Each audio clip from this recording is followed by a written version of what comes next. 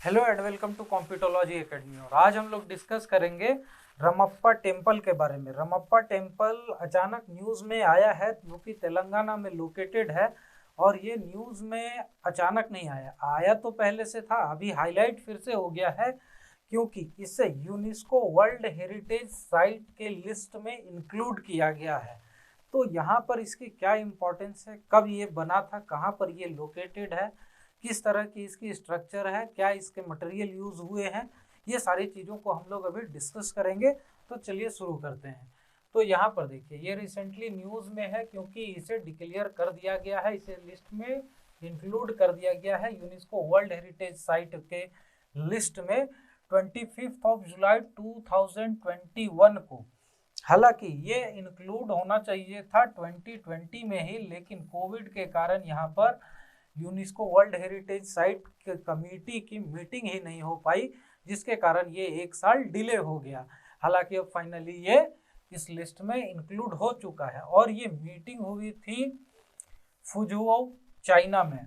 तो Fuzhou China में ये मीटिंग हुई, तो ऐसा नहीं है कि जितने भी जो कंट्रीज थे उनके रिप्रेजेंटेटिव, जैसे कि अभी की कमेटी में 18 कंट्रीज के रिप्रेजेंटेटिव हैं, तो ये सारे वहाँ पर मौजूद थे। बेसिकली ये मीटिंग पहले तो ऑफलाइन कराई जा सके, इसके चलते 2020 में इसे पोस्टपोन कर दिया गया, लेकिन फिर देखा गया कि अभी कोविड की सिचुएशन सुधर नहीं रही है, तो उसके कारण इसे ऑनलाइन कंडक्ट करवा दिया गया।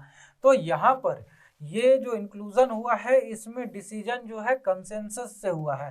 हालांकि यहाँ पे कंसेंसस में भी सिर्फ 17 कंट्रीज थे, इसके चलते यहाँ पर मेजोरिटी हो गई थी, तो वोटिंग की जरूरत यहाँ पर नहीं पड़ी। लेकिन यहाँ पर इसके बाद भी एक कंट्री थी नॉर्वे, जो कि इसे अपोज कर रही थी, जबकि इंडिया में ये साइट है, लेकिन रशिया इसे स्टॉन्चली सपोर्ट कर रहा था और इसके लिए लॉबिंग भी की रशिया ने कि इस साइट को इंक्लूड किया जाए यूनेस्को वर्ल्ड हेरिटेज साइट्स की लिस्ट में। अब यहाँ पर देखिए ये नॉमिनेशन जो है ये आज का नहीं है, ये 2014 में ही इसे नॉमिनेट किया गया था for inclusion in UNESCO world heritage site list. और रमप्पा टेम्पल के साथ यहाँ पर हुमायूं टॉम्ब को भी नॉमिनेट किया गया था, लेकिन इंक्लूजन सिर्फ रमप्पा टेम्पल का ही हो पाया, उसी के बारे में सिर्फ यहाँ पर कंसेंसस बन पाई। तो अब चलिए देखते हैं रमप्पा टेम्पल के बारे में। तो यहाँ पे रमप्पा टेम्पल की जो लोकेशन है वो तेलंगाना में है। और तेलंगाना में ये कहाँ पे है वो अभी हम लोग मैप में देखते हैं डिटेल में। तो देखिए यहाँ पे, तो यहाँ पर आप देख सकते हैं ये रमप्पा टेम्पल का लोकेशन है।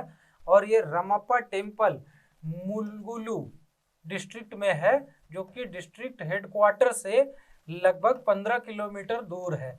और ये साइट जो है वो वारंगल से, यहाँ से वारंगल सिटी से लगभग 77 किलोमीटर दूर है लोकेशन इसकी। और अगर हम लोग इसकी बात करें डिस्टेंस की from the capital of the state Telangana, तो उसकी डिस्टेंस है लगभग 209 किलोमीटर। और ये towards the Andhra Pradesh border located है यहाँ पे। और अगर इसके बारे में हम लोग डिटेल में अगर देखें तो यहाँ पर ये देखिए लेक है, यहाँ पर रमप्पा लेक है और यहीं पे ये लोकेटेड है यहाँ पर। और इसकी जो कंस्ट्रक्शन है वो देखिए कैसी है। तो यहाँ पे ये लोकेटेड है रमप्पा टेम्पल, देख सकते हैं आप लोग। और यहाँ पे इसकी लोकेशन जैसा कि हमने अभी बात किया वारंगल से या फिर स्टेट कैपिटल से कितने डिस्टेंस है इसकी। और ये देखिए ये यहाँ पर जो बॉर्डर है पूरा आंध्र प्रदेश का, और वहाँ पर ये नियर द बॉर्डर लोकेटेड है। और यहाँ पर हैदराबाद सिटी है। तो यहाँ पे अगर हम लोग बात करें इसकी कि इसकी लोकेशन के बाद बाकी के डिटेल्स की, इसे और भी नाम से जाना जाता है रमप्पा टेम्पल के अलावा। इसका नाम रामालिंगेश्वरा टेम्पल है, जो कि डेडिकेटेड है लॉर्ड शिवा को। तो ये लॉर्ड शिवा को डेडिकेटेड है ये टेम्पल। और इसकी जो कंस्ट्रक्शन थी, इसे जो बिल्ड करवाया था वो थे काकत्य साम्राज्य के जनरल रचेला रुद्र रेड्डी। ये जनरल थे आर्मी में काकतीय एम्पायर के, जो कि काकतीय सम्राट गणपति देवा के टाइम में इनके जनरल थे, और इन्होंने ही इसका कंस्ट्रक्शन करवाया था, जो कि लोकेटेड है पलमपेट विलेज में। और यहाँ पर ये लेक के किनारे इसकी अच्छी लोकेशन है, एक वैली है पलमपेट विलेज, जो एक वैली टाइप की लोकेशन है, और इसीलिए इसे सिलेक्ट किया गया था इसकी सीनिक ब्यूटी के लिए भी, और यहाँ पर अवेलेबिलिटी ऑफ वाटर और बाकी चीज़ों के लिए भी। और इस टेम्पल को मार्को पोलो ने भी अपने यात्रा वृत्तांत में, अपनी ट्रेवल डायरीज में मेंशन किया है। मार्को पोलो एक वेनेटियन मर्चेंट थे, जो कि एक्सप्लोरर भी थे, राइटर भी थे, और इन्होंने इसे मेंशन करते हुए लिखा है कि the brightest star in the Galaxy of temples, मतलब कि ये टेम्पल जो है इसकी कंस्ट्रक्शन कितनी इलेबोरेट है, कितनी सुंदर है, और किस तरह की इसकी जो स्ट्रक्चर है, यूज हुई है मटेरियल वगैरह, वो कितनी दर्शनीय है। इससे आप समझ सकते हैं कि मार्को पोलो ने इसे brightest star in the Galaxy of temples के नाम से संबोधित किया है, इसकी डिस्क्रिप्शन दी है। और हो सकता है कि ये इंडिया का एकमात्र ऐसा टेम्पल हो, पहला ऐसा टेम्पल हो जिसका कि नाम बनाने वाले के जो कारीगर था, इसमें मेन जो इसकी कंस्ट्रक्शन को मेनली डिजाइन की थी जिसने, उसके नाम पर रखा गया है, जिसका कि नाम रमप्पा था। अदरवाइज इसका अदर नाम तो रामलिंगेश्वरा टेम्पल है, सो है एक नाम इसके स्कल्प्टर के नाम पे रखा गया। और ये एक बहुत ही इम्पॉर्टेंट पॉइंट है from the exam point of view से, क्योंकि ऐसा ये सिचुएशन यहाँ पर सिर्फ देखा जाता है, और अभी यूनेस्को वर्ल्ड हेरिटेज साइट में इस टेम्पल की लिस्टिंग हुई है, तो उसके कारण ये क्वेश्चन एग्जाम्स में ऑब्जेक्टिव में बन सकता है। प्लस यहाँ पर देखते हैं अब इसके कंस्ट्रक्शन की, तो जो कंस्ट्रक्शन है इसका प्लेटफॉर्म जो है ये 6 फीट हाई है, स्टार शेप्ड का, जैसे कि हम लोग यहाँ पर देख रहे हैं फिगर में, ये पूरा प्लेटफॉर्म है आप लोग देख रहे हैं स्टार शेप्ड का, और इसकी जो हाइट है ग्राउंड लेवल से वो 6 फीट की है।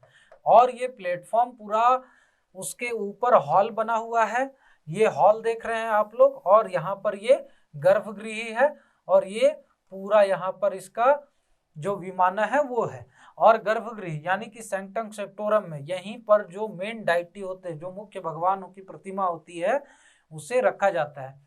आर्ट एंड कल्चर का जब मैं वीडियो बनाऊंगा, प्लेलिस्ट बनाऊंगा, तो उसमें कैसे द्रविड़ा स्टाइल के, वेसारा स्टाइल के या नगरा स्टाइल के सारे टेम्पल्स बनाए जाते थे, क्या उसका कंस्ट्रक्शनल डिस्क्रिप्शन रहता था, किस तरह के स्ट्रक्चर रहते थे, ये सारी चीज़ें मैं बताऊंगा। अभी यहाँ पर पासिंग रेफरेंस में मैं सिर्फ इतना बता दे रहा हूँ कि ये स्ट्रक्चर जो है ये द्रविड़ा स्टाइल का है। और यहाँ पर हॉल जो है उसके अंदर जो पिलर्स बनाए गए हैं, वो पिलर्स पूरे जो हैं इस तरह से बनाए गए हैं कि जो लाइट अंदर आती है, और प्लस जो स्पेस का जो अरेंजमेंट है वो बहुत ही देखने लायक है। वहाँ पर लाइट भी पूरे हॉल में नेचुरल लाइट पहुँचती है, और वहाँ पर स्पेस भी अच्छा खासा है। हॉल के अंदर जो पिलर का प्लेसमेंट है, जो डिज़ाइन है, वो कुछ इस तरह से किया गया है। और इस टेम्पल का जो मेन कंस्ट्रक्शन है, जैसे ये पिलर वगैरह देख रहे हैं हम लोग, प्लेटफॉर्म वगैरह देख रहे हैं, बाकी के जो मेन स्ट्रक्चर है जिसमें स्ट्रेंथ चाहिए था, वो बनाया गया है यहाँ पर रेडिश सैंडस्टोन से।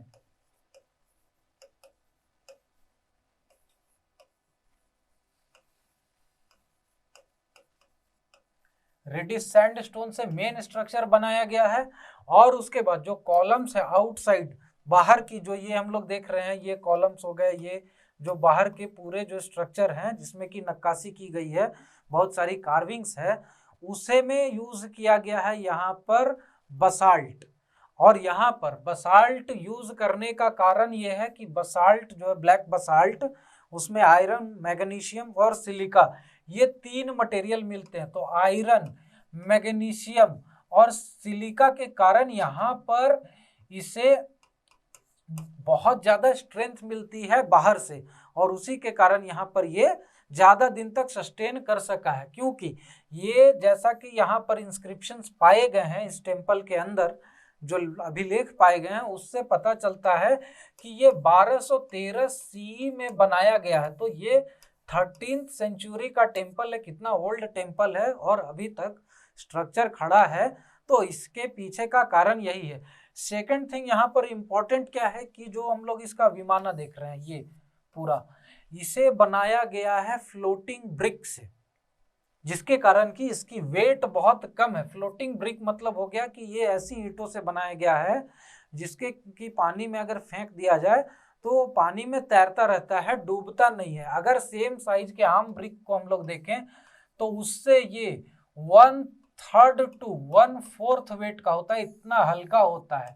और इसमें बनाने की जो टेक्निक यूज की गई है उसमें इसमें जो मिट्टी है उसके साथ साथ सॉ डस्ट का इस्तेमाल किया गया है, जिससे कि पकाने के बाद इस ब्रिक की पोरोसिटी बढ़ जाती है और वो हल्का हो जाता है, तो वो तैर सकता है पानी में। और ऐसी ही ईंटों का इस्तेमाल किया गया है इसके विमानों को बनाने के लिए, जिससे कि जो ओवरलोडिंग स्ट्रक्चर है पिलर्स पे वो कम हो जाए और इसके कारण यहाँ पर जो स्ट्रक्चर है वो ज्यादा दिन तक सस्टेन कर सके, जल्दी कोलैप्स न हो। और यहाँ पर गर्भालयम जो है ये यहाँ पर इसी की जो स्ट्रक्चर है इसे वो फ्लोटिंग ब्रिक से बनाया गया है। और यहाँ पर जो कार्विंग्स है, जैसे कि आप देख रहे हैं कि बाहर से बहुत ज्यादा नक्काशी की गई है, बहुत ज्यादा कलाकृतियां बनाई गई हैं।